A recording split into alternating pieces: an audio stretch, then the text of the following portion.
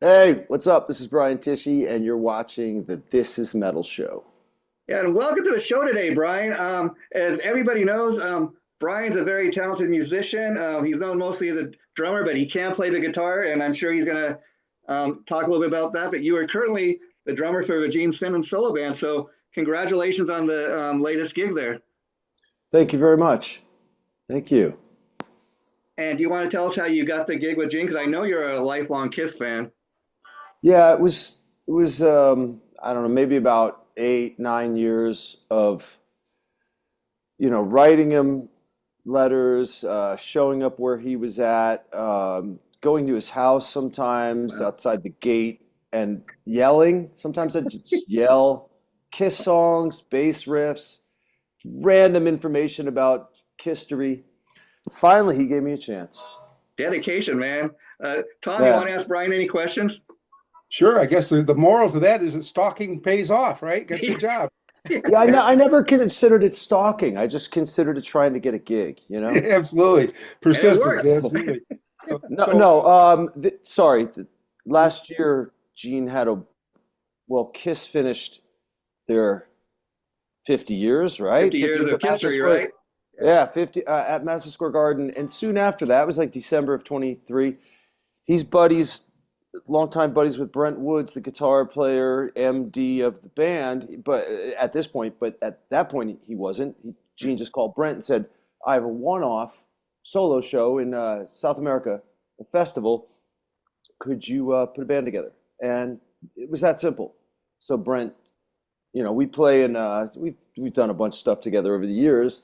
So he just asked me if I could do it, and I said yeah. And a couple weeks later, we checked out a couple guitar players. Went with the guitar player, the second guitar player slash singer, Jason Walker, who's our buddy from Vegas. He came in and kicked ass, and we all jammed together, and that was it. So that was my first time playing with Gene. So like a little over a year ago, January of Sure. 24, and then we just had this one-off festival. But soon after that, he had started talking about doing some other shows. So we ended up going to Europe July and August last year as well, which was great because hey, one show with Gene would have been awesome. Yeah. Kiss was the first band I got into as a kid. It was like all at the same time, drums and Kiss. So all my rock drumming at the beginning was Peter Criss. That's my Sure. first drum teacher slash idol hero, and so just to be able to be in a room with a guy from that band that was a founding member that wrote the songs, that just is an iconic legend in every way in rock and roll. But not just that, is that it meant something to me. That Yeah, was yeah. really important to me. So yeah, it's never not fun to do something like that. And like I said, then he booked some other shows in the summer, and we had a blast. It was great. I mean, it's really the unique thing about it is these days, maybe I don't know how many people talk about it or not, but um, it's literally four guys on stage Yeah. with monitors, no in-ears, and no click tracks and nothing else. It's like there's two guitars, Gene, and we all have mics and we all sing backgrounds, and nice. the tempo is what I count out, and hopefully I'm in the ballpark, and hopefully I can keep the tempo, which I thought the drummer's job was since I was a little kid. I thought that's you can't rely on anybody else. The band relies on the drummer to keep good time. So in that sense, we really are true to what I thought rock and roll was. Like no show's the same. You might have the same set list, you might change it a little bit, but it's not gonna the show's not gonna go the same. And on the other side of it, that's what Kiss was. Is Kiss is a machine, Yeah. and with the cues and the theatrics and the explosions, you have to have stuff timed out, and I totally get it. But at the same time, I say that when you watch Kiss in the '70s, there's no click tracks or Yeah. any kind of stuff on tape. Like if with which is a common thing nowadays, outside of the background music for Peter to sing Beth, you Sure. know. But it's like well, it's pretty obvious. It's a hit song and it's a ballad and it's got strings, so he's going to sing along to the Yeah. the studio version. But yeah, it's really nice to be able to get out there and the and you don't have any of that technical stuff. The technical stuff is the technique on your instrument and Yeah. playing in a band together. And I Yeah. think that's the most important thing. At the end of the day, if everything goes south, everything that's going on with your big rock show, but you still have drums, amps, and guitars and a vocal. You can still kick ass. That's. Well, I always thought that was what Yeah, the yeah. guitar is. Hey, Tom, I'm going to let you take it because I know you want to talk some guitar shop with Brian and the fact that you guys are mutual Randy Rhoads fans. Yeah, absolutely. So are you still doing the Randy Rhoads, I think, Remembered? Because I seen some videos of that. That was incredible. I love that stuff. Thank you. No, I haven't done it since 2019. I start all that stuff started out with this Bonzo Bash show, and that was like an offshoot. It was the same idea. Yeah. My partner and I started, I came up with this Bonzo Bash idea, and it went great. And it was a really nice feeling to have all these drummers come together, give it up to our hero, the number one rock drummer ever, pretty Mhm. much, that's pretty much how it is. So it's not hard to get people, drummers, to be interested in jamming a song Sure. in honor of John Bonham. But it started with that, and then one just when we were doing it, we both, my partners in those shows, Joe Sutton, had mentioned, both Randy Rhoads fans, and he said, "Oh yeah, I saw Randy on. It might have been Blizzard of Oz. It might have been Diary. I can't remember, but he saw Randy live back then, which I didn't. So I'm like, Mm, man. So I think I said, man, if we ever did this for a guitar player, we just do the same show, but we got to do it for Randy Rhoads. There's so many of us that grew up on Randy, and it took those shows for me to realize, which I didn't, for me to realize that that's when I really started getting into guitar. I was getting into it, but when I heard Blizzard of Oz, it's kind of just, it's like I got to learn how to do that. I need to learn how to play the. A friend of mine had showed me a couple riffs, a Purple, a Sabbath, a Zepp, a blues scale, whatever, and I was obsessed with just those little things I learned. yeah. So, but after doing those shows, I was like, no, for me, guitar really started with Blizzard of Oz. So, and like I said, they were great shows. I think I ended up just maybe taking on too much because, oh, the Bonzo Bash is cool. Let's do a Randy night right after it, because we Yeah. had 2 nights. We had 2 nights booked at this venue, and they were like, you can do two. We were going to do two Bonzo Bashes back to back because there were so many drummers, and it was like just getting hard to squeeze everything in. We're like, let's do two. Then we're like, if the second night doesn't go as well, or it's Yeah. not, we don't want to come across like that. We're going to give the night back to the club. And then I said, wait, remember we talked about Randy? Yeah. What if we did it, and so we went for it, and some of those shows were amazing. We had some seriously amazing performances by some guitar players that are my heroes, or just so respected currently as badass guitar Yeah. heroes, so to get them all together and play, Yeah. the entirety of Blizzard of Oz and Diary of a Madman, as well as some Quiet Riot stuff, and maybe a cover in there or something like that. But and I don't know if you know this. This was probably the biggest moment of the show. You could have, like, I remember the first show. You could have Nuno playing Diary and just nail it. Like, he just did such a great job. It was Yeah. Yeah. so. Brad Gillis come up and play Suicide with Rudy Sarzo, and we did like the middle jam they used to do. Um, those are awesome moments. I mean, Bumblefoot doing Crowley, I believe. It's just like just complete badass Yeah. guitar hero stuff. All this stuff happening in one night, right? Right. Two, on songs that we all grew up, iconic records with Yeah. with one of the best guitar players. This is like, if Eddie Van Halen changed everything. You look at a little list after Eddie. It's really Eddie, Randy, Yeah. Kingbag, Dimebag. You know what I mean? Yeah. Yeah. Yeah, there's Zach, there's there's Vi, there's such, but there's like Randy is a point in time. Yeah. Whoa, Yeah. Randy Absolutely. came out. But at the end of the night, after all this was said and done, we leave. The only song we hadn't played was D. So we'd get anybody that knew it, and I made sure, send me just a version of you playing it, so we're all on the same page. Sure. Not because I learned it, and I learned it pretty close. And we'd have at times maybe up to like 11 guitar players on Wow. acoustics, but Wow. unplugged. So the goal was to the end of the show, tell the audience, like 1,000 people, you can't make any noise because we're unplugged. The only thing that's going to pick up these guitars is like the vocal mic sitting at the front of the stage. Wow. So, and we never rehearsed as a group of guitar players. We all practiced it, and so it was one take. And when we'd finish playing D together and hit that final Yeah. people would erupt, and it was such a nice feeling. And you know, it's nice when you to do stuff like that when you look at how much inspiration those a Randy Rhoads or a John Bonham has given all of us, and it's timeless. Like you know, yeah, in 100 years, Sure. rock and roll's still relatively young compared to classical music. You're still going to talk, yeah, Bonham. You're still going to talk about him. Still going to talk about Randy Yeah, Rhoads. yeah. And the amazing thing about Randy that always amazed me is he's got those two Ozzy albums. That's basically his legacy. And yet, look at all the people he inspired. It's because because the songs were killer. Yeah, Ozzy writes great melodies. Daisley's doing the lyrics. It sounds great, and it was 1980. There were so many great records that came out in '80, but for Ozzy to come back out of Sabbath with sure.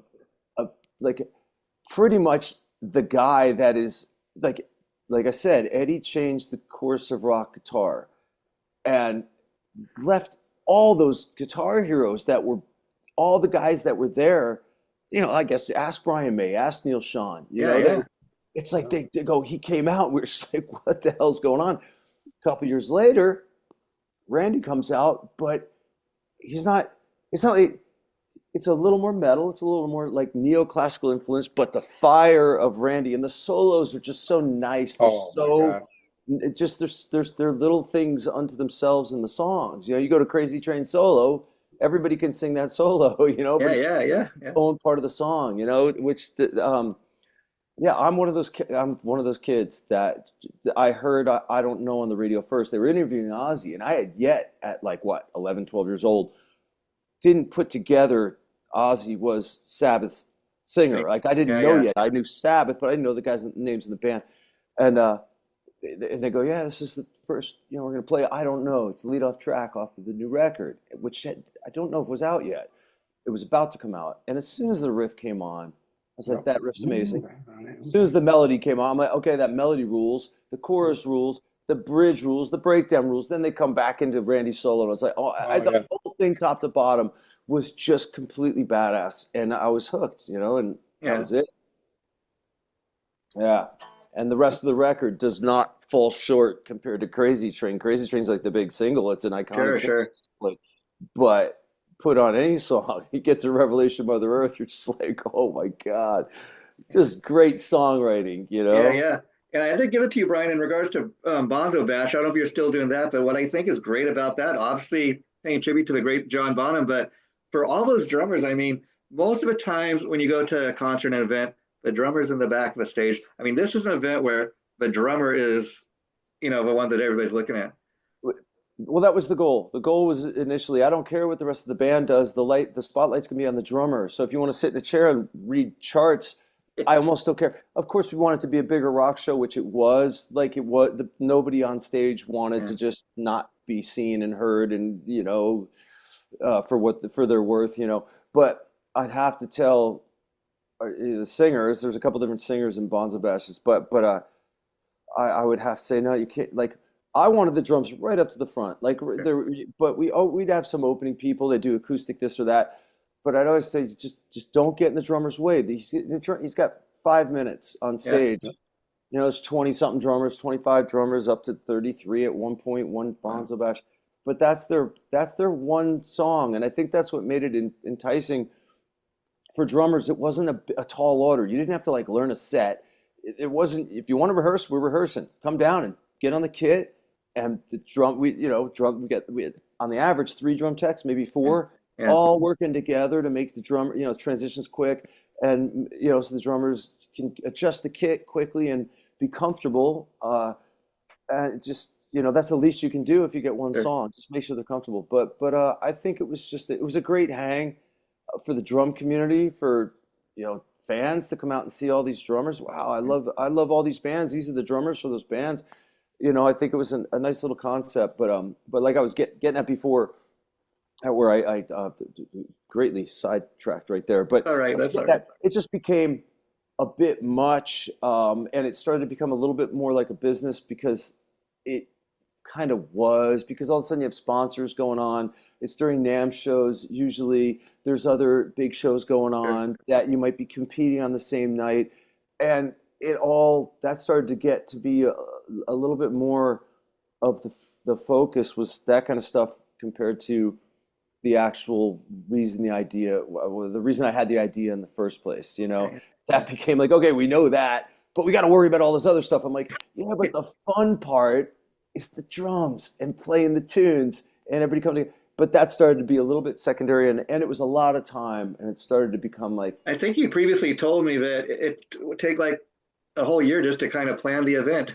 I mean, you'd have to book a venue in September, say, if the show's in January. So then Yeah, you got to start asking people, yeah, but the closer it gets, the more busy you get, and I never wanted to allocate any jobs that I was doing from the beginning to anybody else because everybody knew to come to me, and I yeah, always looked at it like I want this to be just so easy and fun for everybody, and I don't want somebody else to do something I wouldn't have done because they were had to make a judgment call at a certain time where it was a little bit, of a last minute decision. I was just like, no, I want to take full responsibility. So it's a tall order. I'm doing a bunch sure. of jobs different people should be doing, but that's how I started it, and that's how I wanted it to be. Because then, if there was a problem, I could address it and say, okay, that's my problem. Yeah, Yeah, I'll fix it. Or, um, hey, it went great, good. I'll take the credit too. yeah, amazing.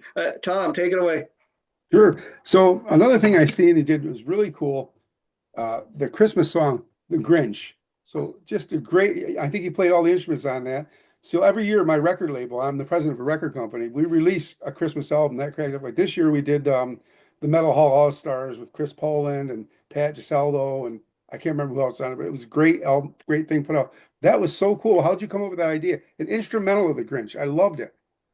Well, thank you. You're like, I think one of the 10 people that are aware of that record. Um, I was just, I think I did it 2017. So it was like December. I was on tour in Europe and Germany, and if you're in Germany in December, it's like the festive spirit is alive in every city, everywhere you go. I mean, it's really great.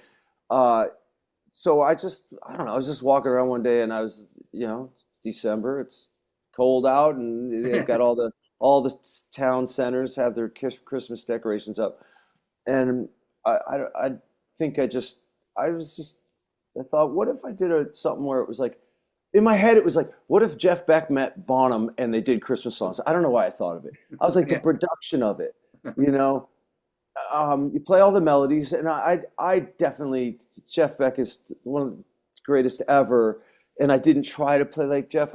That's where the thought started, and not every song is like big drums, and I didn't want it to be like a hard rock or metal thing. I wanted it to be able to, any of these songs could come on amidst any of your favorite Christmas stuff, and it would work. It wouldn't be like, oh, this is that metal version. I yeah, wanted yeah. to work in the spirit of Christmas, and so I just went with it through the course of the year. I just started, yeah, I did it all myself, and I could do it because I have a studio, and but it was fun. It was a lot of fun eh, to do that. And I'm thinking of that. I already had done a Christmas record with Billy Idol, the two of us. We did in 2006 or something, and it came out really cool. Billy's totally into Christmas and so into Elvis. There was a lot of like Elvis Christmas versions, or a few of them, but we just got into it. And one day he just said in the summer, "Hey, I just want to put out like an acoustic song or two on my website for Christmas." And we did it. I was like, "Okay, just a couple acoustic guitars," and he's singing. Well, what if we just put a little shaker in there or a tambourine or something?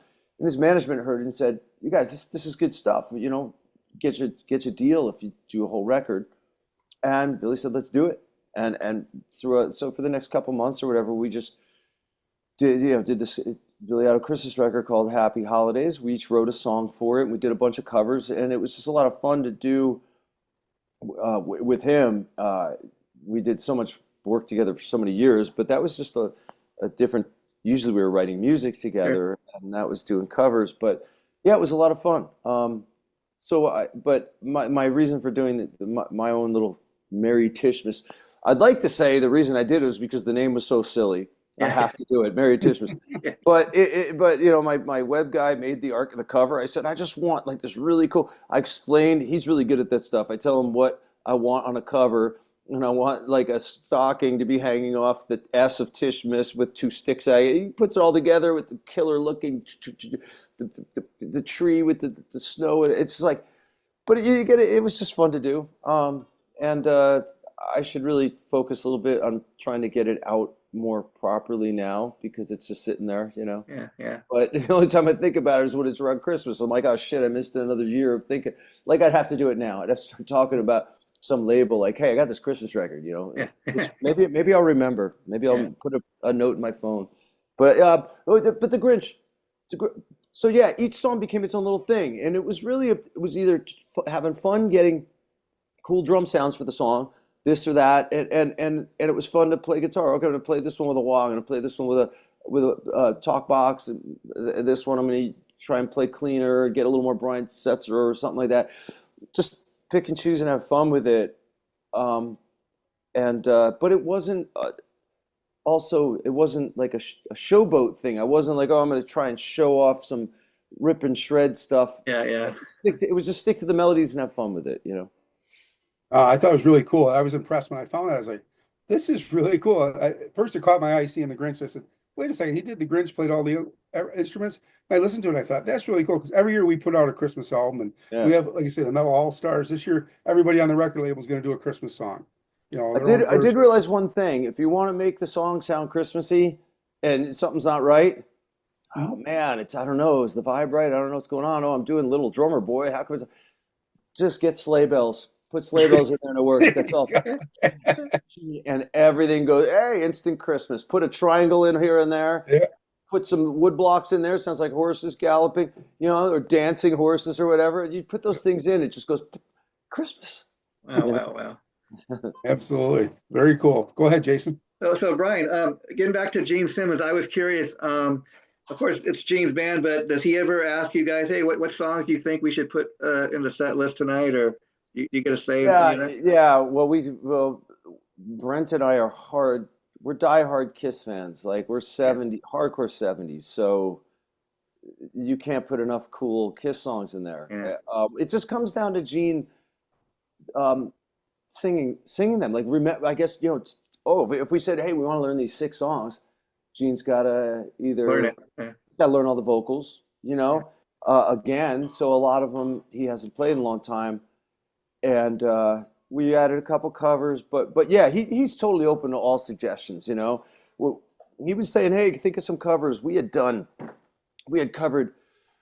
Manic Depression we worked on. We worked on Communication Breakdown, which I think we played live.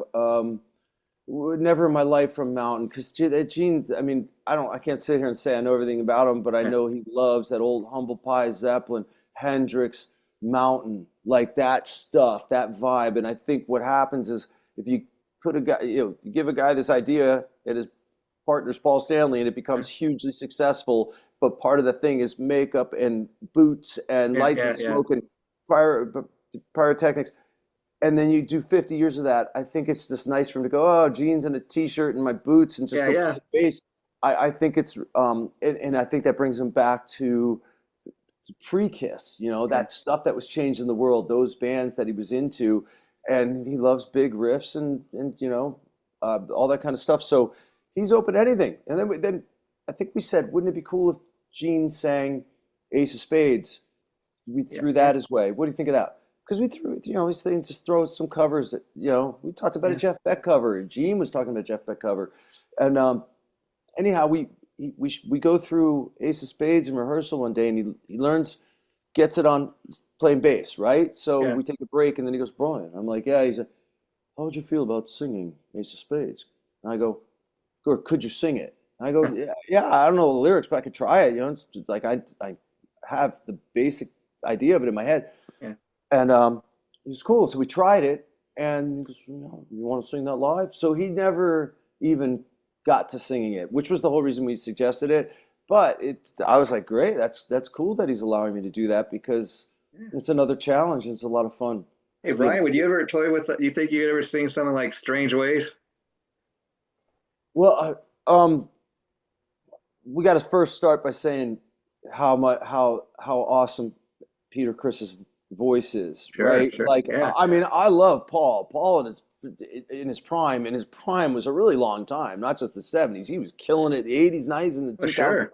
Like, wow, because such a big, full voice, and his range, just killer. Gene, always consistent, like killer, the two of them together. But Ace had a cool voice, a little more on the punk side, but great. So I'm a hardcore Ace solo record, 78 solo record. Yeah. That's my favorite. I think it's perfect top to bottom. Peter, though, I mean, his voice is it's just great. It's just that grasp on the edge of breaking, but it doesn't. I love it. So, I can't sing like that. I don't have that kind of Hey, voice. I gotta say, as a Kiss fan, on the early Kiss records, I loved when Gene and Paul put their voices together. That's great. But I just heard, I don't know why I put it on. Or was it on something? I don't know. I just Baby Driver from a Rock and Rock and roll Roll over. Over. Yeah, The Peters just sounds killer on that. But he's also killer on Hard Luck Woman. yeah, And yeah, there's not too much I don't like about Kiss. You know what I mean? yeah. But it's great that all the guys were characters, superheroes, but they all did sing lead. By the time he got to Shock Me, there's Ace now too, and he's singing lead. But would I sing it? Yeah, I would give it a try. I Yeah, mean, yeah. yeah, And but my it would. final question for the day, Brian, is has there been any talk of like a Gene solo album or new music? Well, yeah. There's been talk, but it was just like, We'll see. Yeah. yeah, it wasn't like, hey guys, I want to do, and it was just like, oh, I had like, I guess he gets offers for everything. Sure, sure. He's a guy, so I got an offer for a solo record. So I've heard that, but I personally like because I know how we sound when we rehearse, so I would love to just say to him, uh, or get the opportunity, like if we all had the time and worked out, Yeah, just to record like one song to see how it goes, just yeah, one, yeah. Yeah. and just see because I can do we can go do drums wherever, Sure, but I can sure, do it sure. here. Brent's got a studio. Gene's been in Brent's studio doing demos years ago in the '90s, I think. So Wow. we could do it so quickly and easily. And if Gene dug it, yeah, maybe it could go to the next level. Tom, it's getting time to wrap it up. So, if you have anything to ask Brian, and then we'll say goodbye. Well, Brian, any live shows coming up for you guys? Yeah. The Gene Simmons Band is going out April and May this year, but all U.S. It's all U.S. stuff. Like we were in Europe last summer for a month. Yep. It's all U.S. stuff right now.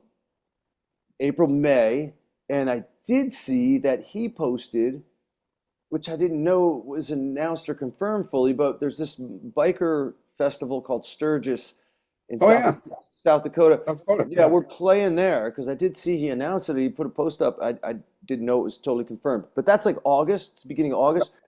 So like I said, we have April, May. Hopefully, from the time we're talking now to the next little bit of time, because Sturgis is down the road, and there's been a couple other maybe one-offs talked about. Maybe that'll tie into some more runs, but everything I've heard about is in the U.S. Nice, Awesome. excellent.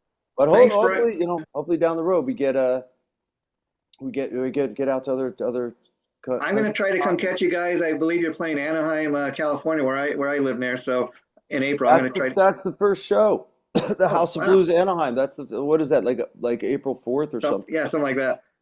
Yeah, that'll be fun. It'll be a Well, Brian, thanks for coming on. We're going to put the show on next Tuesday. I'll send you the link when we got it. Okay. All Take care, my right. friend. Brian, Bye bye. thanks, man. All Good right. luck, Bye. man.